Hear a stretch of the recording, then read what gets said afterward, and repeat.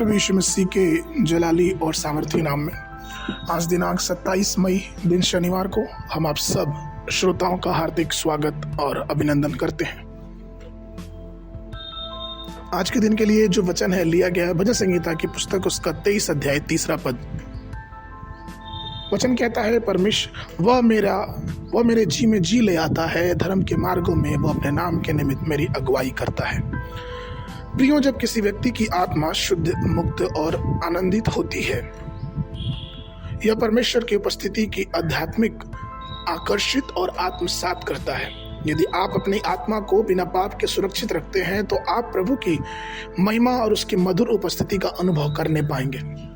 लेकिन अगर आप अपने दिल में कोई दाग या पाप या फिर पापपूर्ण विचार रखते हैं तो आप ईश्वर की उपस्थिति का अनुभव नहीं कर पाएंगे। बहुत से ऐसे लोग हैं जो अपने दिल में न भरे घाव के साथ जीते हैं। उनके जीवन की पिछली घटनाएं उन्हें पीड़ा देती हैं। उनके विरुद्ध बोले गए हानिकारक शब्द, उनके साथ विश्वासघात किया गया कार्य उनके परमेश्वर की उपस्थिति में और परमेश्वर के अनुभव को जीने में एक बाधा का रूप और कार्य करती है। यह बहुत बोझिल हो जाता है जब मनुष्य अपने पुराने दिनों को याद करता है। नीति वचन की पुस्तक उसके 18 के 14 में सुलेमान कहता है, रोग में मनुष्य अपनी आत्मा से संभलता है, परंतु जब आत्मा हार जाती है तब इसे कौन सह सकता है। प्रियो, टूटी हुई आत्मा क्या है? यह एक दिल है जो क्षतिग्रस्त हो गया है और आत्मा जो तनाव में है, जिसमें के जख्मों से ज्यादा दर्द रूह के जख्म का होता है। लज्जा और तिरस्कार से दिया गया घाव लंबे समय तक दुख देता रहता है। युद्ध में व्यक्ति को लगा चोट केवल शारीरिक घाव से पीड़ित हो सकता है, परंतु आत्मिक लड़ाइयों में या फिर व्यवहारिक बातों में लगा हुआ चोट एक आत्मिक चोट होता है, जिससे आत्मा टूट जाती है और आत्मा कुचली हुई महसूस करती है। ऐसी अवस्था में एक मनुष्य को चाहिए कि पवित्र शास्त्र का पठन करे, उस पर मनन करे और परमेश्वर से प्रार्थना करे कि परमेश्वर उसको आत्मिक उत्थान और बल दे। यदि आपके पास कुछ मुद्दे हैं जो परमेश्वर की उपस्थिति अनुभव के अवरुद्ध खड़े होते हैं, तो सबसे पहले जरूरी है कि हमें और आपको परमेश्वर जो दयालु है उसके पास जाना चाहिए।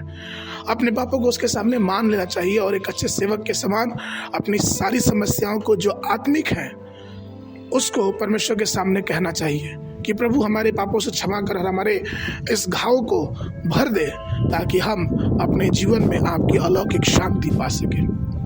हमें चाहिए कि अपने सारे चोटों को, आत्मिक घावों को परमेश्वर के सामने प्रस्तुत करें और परमेश्वर से प्रार्थना करें कि प्रभु अपना अनुग्रह हमारे जीवनों में आने दे। और प्रियो, वो परमेश्वर महान है और उसकी उपस्थिति में आत्मा की भरपूरी और आत्मा की शुद्धता है।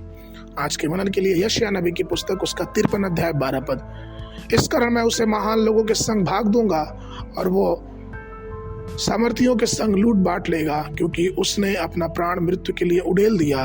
वह अपराधियों के संग गिना गया तो भी उसने बहुतों के पाप का बोझ उठा लिया और अपराधियों के लिए विनती करता है। मनन के लिए सुबह के समय दूसरा इतिहास की पुस्तक उसका 1, 2, 3 अध्याय।